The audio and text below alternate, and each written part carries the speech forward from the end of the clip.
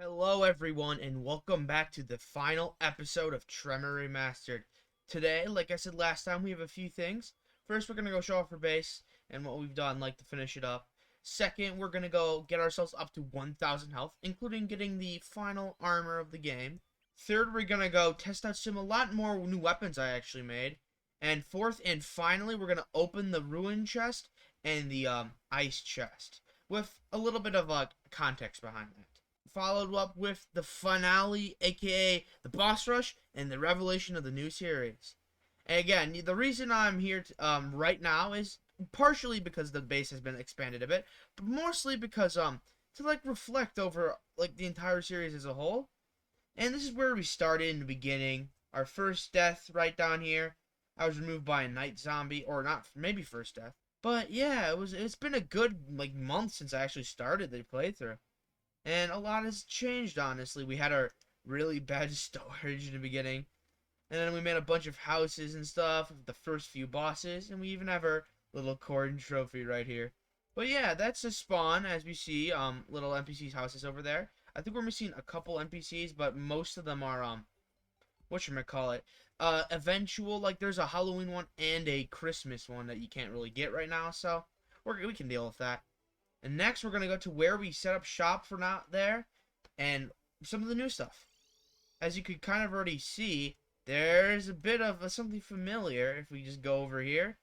Boom! A little bit of a new thing. I added some pixel art. It's a lot better when you check on the map, since these blocks can't really be connected without like a mod. Here's a cogboard, but I think the motherboard looks really cool. I just wanted to do the two, what I think are most iconic bosses of Tremor, which are coincidentally the hardest. But yeah, this is where we shut up base, I believe episode 7 maybe, where the Wall of Flesh episode. And yeah, we only had a bit of stuff, like we had this. This hallway has been only done recently. And we had our little tunnel that was only one length long, along with these little 4 corridors here in the library. But then we expanded it a bit more to include ourselves a little bit of a tower here, or a fountain, I mean. The 2 houses, a little bit of an underlayer to the crafting materials area, and then another house down here. And we have our final area, the hot springs, the bathhouse, for when a literal glacier gets too cold. Go figure. Anyways, yeah, and then we have our 3 teleporting network, which we also created. One that goes down the hell, one that goes back to spawn, and one that goes to the jungle, which is unfortunately getting very crimsified, but, you know, it's the end of the series, so it doesn't matter too much. And another good thing about the glacier is that it was really good to set up in, since the corruption / crimson don't spread to here, so we can have a permanent residence even with the NPCs or mobs not being stopped by the NPCs. I haven't changed this yet because I'm going to be doing this at the end of the video, but yeah, that's just the base right now. It's pretty cool, pretty cool. So let's go finally make our final upgrades, aka the Hades armor over here at the I believe it's the Divine Forge. Maybe I am missing something. Let's see. A Starville. Okay. Boom! The Hades helmet, the Hades greaves, and the Hades chest plate. Right now we're at 124 defense, 529 throwing damage, and 600 health. We go up to 800 health with this one armor set, from like 529 to 543, not too much, and 124 or whatever it was to 171 with the set bonus summons a molten watcher to protect you. Yeah, also this series has been full of lag and bugs and stuff too, which has sucked, especially like right before I tried to record this. I had an error in the code I was trying to fix for these chests where it literally made the background just flash colors, which is like not good for some certain people. Oh, come on. Looks like we're gonna have to get the Omicron helmet again. But yeah, 800 health with just the armor. Alright, and of course the creator. But, that's not it. That's not it. Because we still have to go get ourselves a few more upgrades for health and stuff. This includes, of course, the blue quartz. We've been getting a lot of the time here. And I found out, while it doesn't work in the glacier as well, it works in a snow biome, which we do technically have. We have the power shield, which grants health when in the corruption or crimson. We have the conglomeration, I believe, around here. Here we are. We also have this leeching seed, and we can combine that with our one of our shields we got a while ago. I don't remember what it's called exactly. Oh, right, the armored turtle shield. Yes, so it's this, the Leeching Shield, and 10 Beetle Husks, and I believe a Tinkerer's Workshop. That makes sense. And I believe this gives us 50 health. Boom, there we go. Oh yes, and of course there's that item from what's his face at spawn. It's actually over here in the arena, but like at spawn is where the guy who sells it is. It's his little station right here. All right, and I think the final thing we are missing is a life force potion, which isn't really tremor, but like you can do it, so I count it. Here we go, 20%. Oh, 20% with this is a lot actually. And finally, we can go over to the exact area where we can get our final health. So it's this little arena right here since it's snow and crimson. And if we just go there, we get up to like 900 health with the shield here. We can replace this, get to 950. We can replace this, get to 1090. Put the beetle shield on instead of, like, let's say the helmet for a second. 1140. The life machine down. 1240. And finally the life force potion. 1340. Like, health is our max life. Darn, bro. We're buff. Nice. So that is our true final health from Tremor Remastered. Who knows? There might be a way to increase it even more, but honestly, this is really big. This is really big. Anyways, let's just put some stuff back on. We are, of course, can keep the conglomeration on since our armor actually allows us a dash, as we can see right here. Also allows us to walk on liquids. 45 increased damage. That's insane. All right. Alright, and now that we got that done, we're gonna go actually check out some new weapons I've gotten. I just have to put away a few things because there's a decent amount, honestly. Alright, guys, and as we can see, we have a very nice selection of weapons that I really wanted to get and try out on some target dummies right here. And now this won't be exactly like DPS test or anything, especially since I have this Molten Watcher dude. But it'll be good enough for what we need. So let's get out our first set of weapons to go test. Alright. This first one is the Guardian Hammer. It's an upgrade to the Paladin's Hammer. So basically, you know, but like 3 of them. A good, like, around 1,000 damage, honestly. Next, we have the Danger Blade, which is kind of like a Daedalus Stormblow of sorts. So, like, a good couple thousand damage. Nice. Next, we have the Angelic Tears, which in essence are basically just a water bolt, but better. 4,000. We're doing a lot of damage right now, if you couldn't tell. Next we have the Void Knife, which is literally just a melee weapon. As you can see, ooh, it has a nice little effect, though. Gotta admit that. We have the Ultimate Boomstick.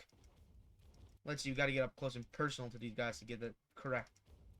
A good couple 10,000 damage around. Next, the Ghostly Howl. Ooh, ghostly arrows. Oh, these have a nice little effect, kind of like the I don't know. I don't remember what it was called. It's like the it was like that purple weapon we had back in hard mode that was really good. Yeah, that's nice. The Eater of Dreams. Yeah, this is like the one I think other flamethrower that Tremor adds in. A good couple thousand damage. It's a flamethrower, so it's not as good. The Eruption. Whatever it's called, the Soul Eruption. All right. 1,800.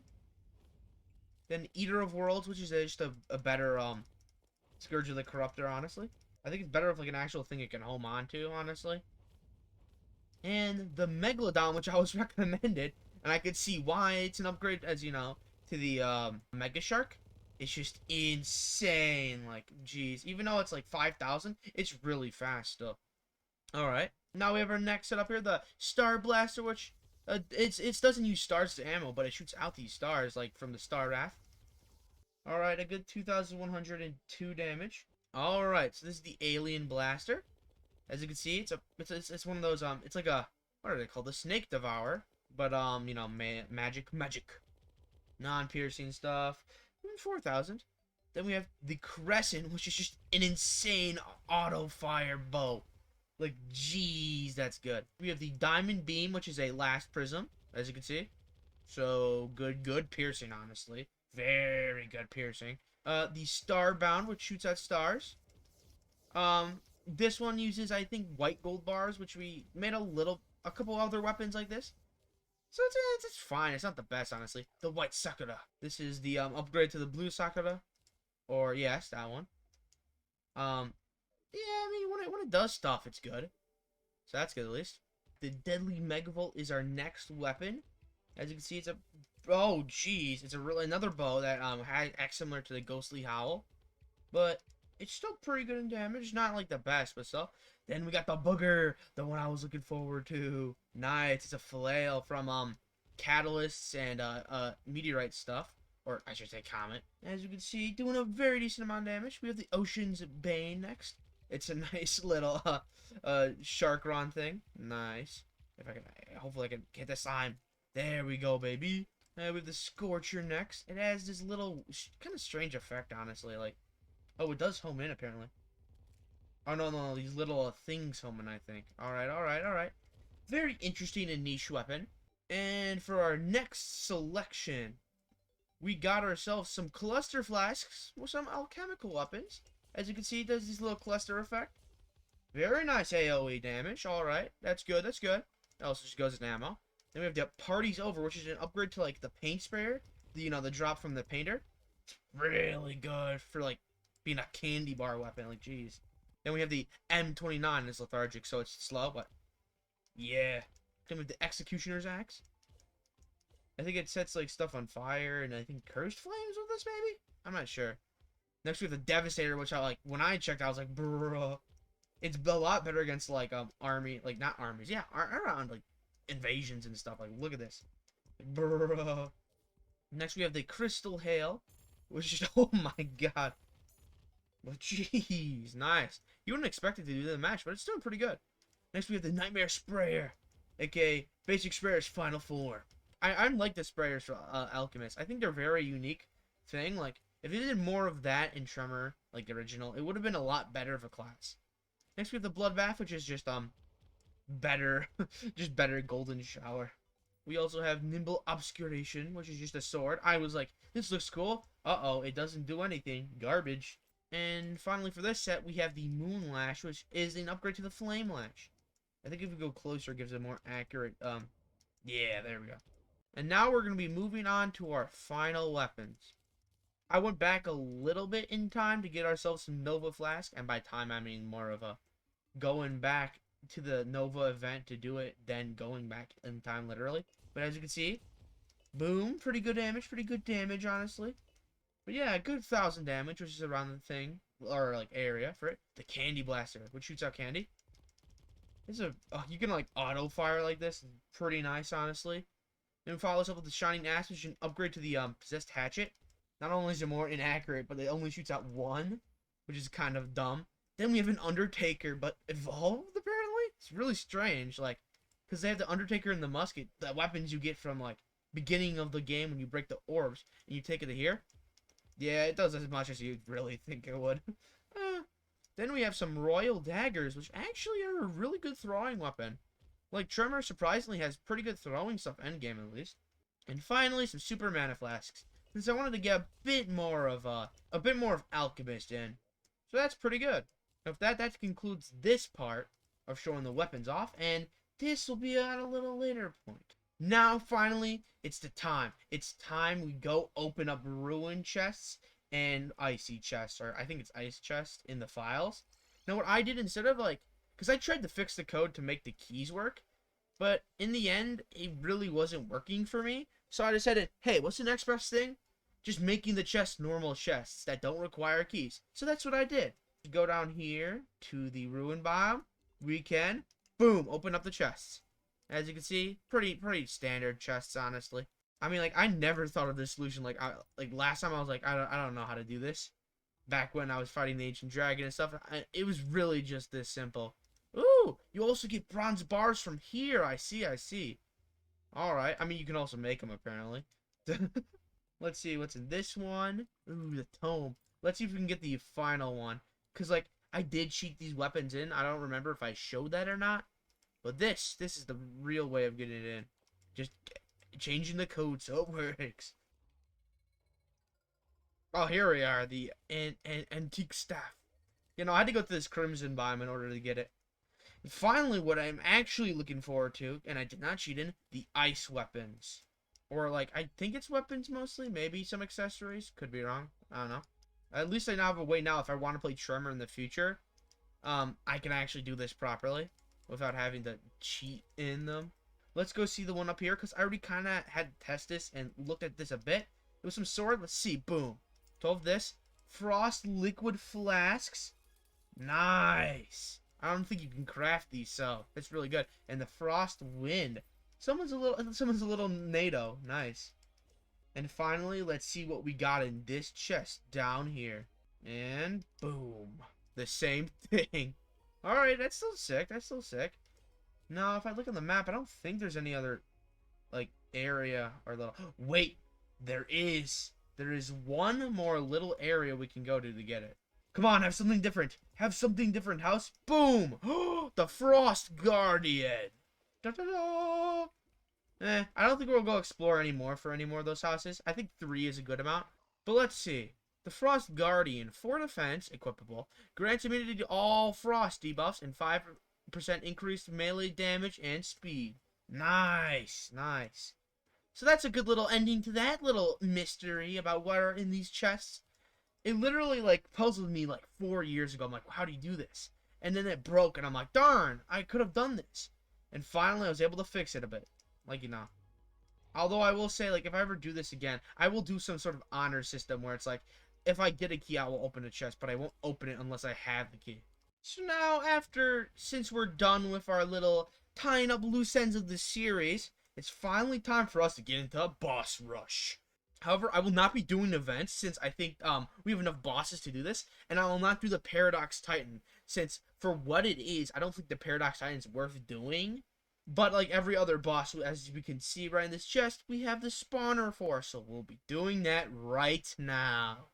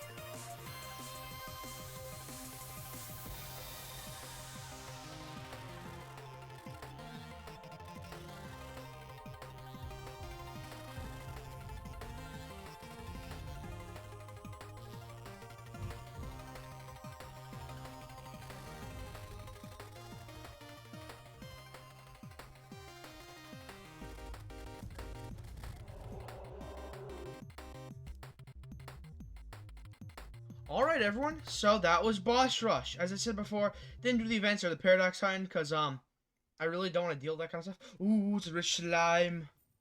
Nice. Anyways, and here we are, the spoils of our Boss Rush. So let's see what we get for, I wonder, can we do this? Okay, no, we actually have to right-click in our inventory. So, I'll be back in 1 second. Alright, as you can see, we have a few more chests, so that when we open all of these, we actually have, like, room and stuff to put them in. So let's take these and go. Bam. Bam. Yeah, no, we already filled it up. Oh, the eye monolith. I remember this.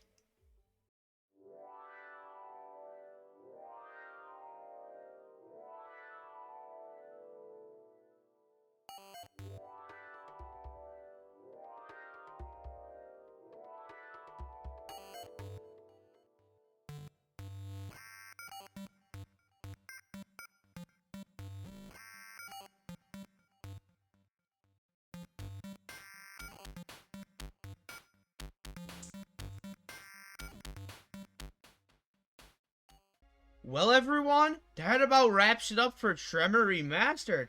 Honestly, like, looking back on it, Tremor, there's a lot of stuff I can agree with the community and see why they didn't really like it that much. However, there were some hidden gems in this mod that I did think were actually pretty good ideas, or are actually a lot overlooked and would be really nice in a more modern day Terraria form. And a little bit of thing about the next series, I'm going to be doing it a bit later on, because I want to focus more on individual videos rather than Let's Plays for the time being, especially with the end of the school year coming up. That's going to be a bit hectic, so we'll just slow it down a bit, like quantity, but add quality to it. But yeah, that really is all we have. I can't believe we're actually done, honestly, like, jeez. And, as I said before, I'd finish the gravestone, here it is. Rest in peace, Tremor. 2014 to 2017, or around 2014. Kinda expected, but damn. Didn't expect it to go that way. So yeah, I hope you guys enjoyed the series. If you didn't, make sure to subscribe, like, and share with a friend. My name is Just a Joe, and I guess I'll just see you guys next time. Wait, what the heck? Isn't that supposed to say jungle? Hold on, hold on. That's strange. I thought I remembered that saying jungle. Well, let's see where we go.